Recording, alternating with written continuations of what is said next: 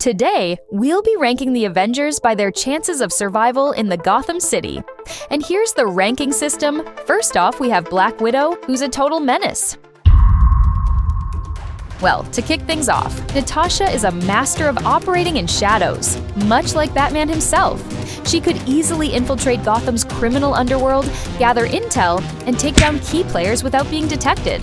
Her extensive hand-to-hand combat training, combined with her agility and resourcefulness, makes her capable of defeating Gotham's thugs or even villains like Penguin, Two-Face, or Black Mask. Natasha has faced psychological trauma in her past, Red Room losing friends. Gotham's fear-based tactics, e.g. Scarecrow's gas or Joker's mind games, wouldn't easily break her. She's a strategist who could predict and counter the chaotic plans of Gotham's villains. Someone like Riddler wouldn't intimidate her. She'd solve his riddles and find a way to trap him. Natasha's gadgets are practical, but not on the same level as Batman's high-tech arsenal. In situations requiring advanced tech, like dismantling Poison Ivy's plant-based traps, she might struggle without outside resources. What about me?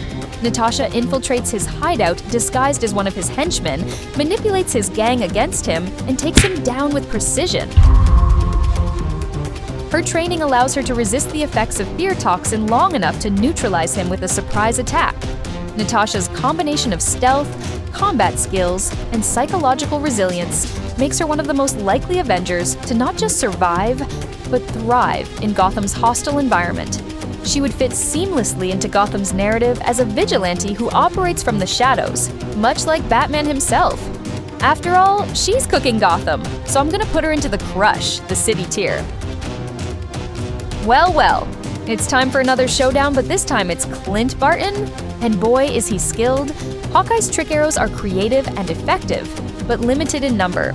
If he's surrounded by waves of Gotham's thugs or caught in an extended battle, he'd quickly run out of options. Clint Barton is an incredible marksman, but Gotham's villains are far from simple targets.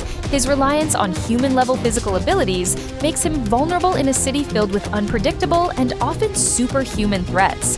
Villains like Scarecrow or Joker would exploit Hawkeye's human vulnerabilities. Fear gas or psychological manipulation could incapacitate him faster than most Avengers. Hawkeye thrives in team dynamics, often acting as the steady support for his allies. Operating solo in Gotham's relentless environment would be a major handicap, although Clint's incredible aim and quick reflexes would help him take down standard thugs or deal with snipers and ambushes in Gotham's urban terrain. Clint knows how to navigate hostile territory and think on his feet. He'd survive longer than most civilians. Hawkeye might land a well-placed arrow to incapacitate the Joker, but he'd struggle against the chaos of Joker's traps and henchmen. Fear gas would severely debilitate Clint, making him easy prey for Scarecrow or other villains.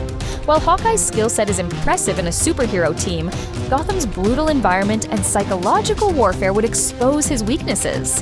And that's why Hawkeye's going to get killed by a villain. Hold up. Wait a minute. Something ain't right.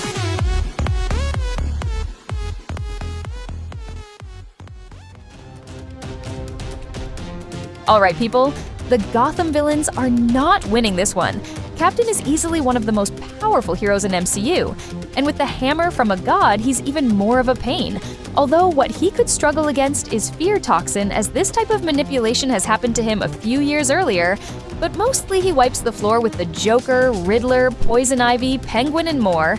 Captain America is built to handle chaos and adversity, making him one of the Avengers most likely to thrive in Gotham. And that's why he's going into the crushing Gotham tier.